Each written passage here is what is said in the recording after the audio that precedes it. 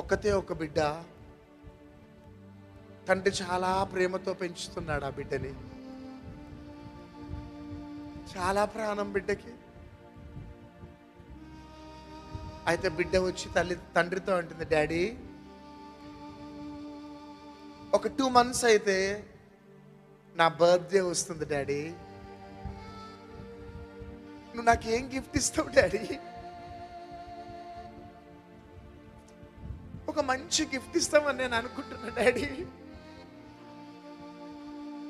అంటే, డాడీ అంటుండు, మంచి గిఫ్ట్ ఇస్తా బిడ్డ, నీకు నువ్వెన్నడూ మర్చిపోలేని మంచి గిఫ్ట్ ఇస్తా, బాధపడకు బిడ్డ అని బిడ్డను ధైర్యపరిచి పంపించున్నాడు. ఒక 15-20 రోజులు కాగానే సడన్ గా పాప సిక్ అయిపోయింది. సిక్ అయిపోయి హాస్పిటల్లో అడ్మిట్ అయిపోయింది. డాక్టర్స్ అంటున్నారు, మీ పాప ఇంకా బ్రతకదు, చనిపోతుంది. ఇక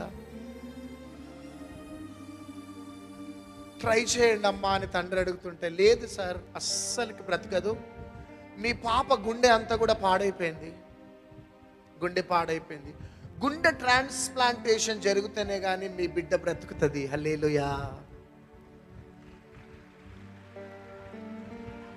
గుండె ట్రాన్స్ప్లాంటేషన్ జరిగితేనే బ్రతుకుతుంది అనగానే ఆ బిడ్డ వింటూ ఉన్నది.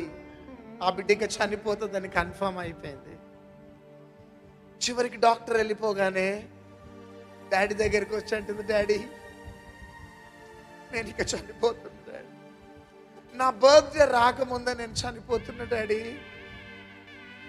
ఇక నేను నిన్ను చూడ డాడీ, ఇక నేను బాయ్ బాయ్ డాడీ అంటుంటే డాడీ అంటున్నాడు, లేదు బిడ్డ, నీవు బ్రతుకుతావు, నీ బర్త్డే జరుపుకుంటావు.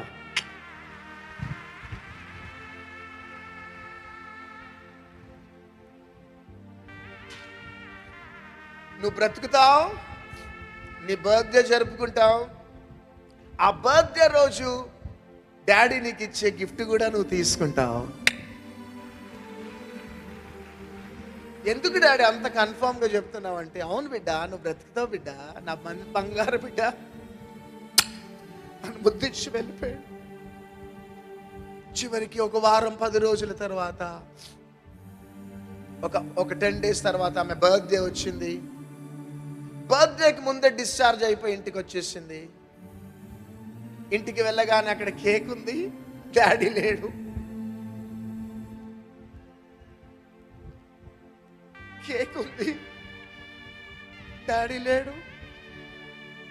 ఎక్కడున్నా డాడీ అని వెతుకుతుంటే అక్కడ ఒక లెటర్ ఉంది.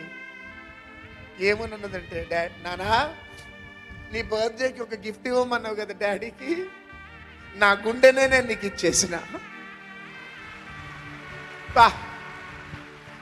డాడీ లేడు బిడ్డ, డాడీ నీకోసం ఒక గిఫ్ట్ ఇచ్చి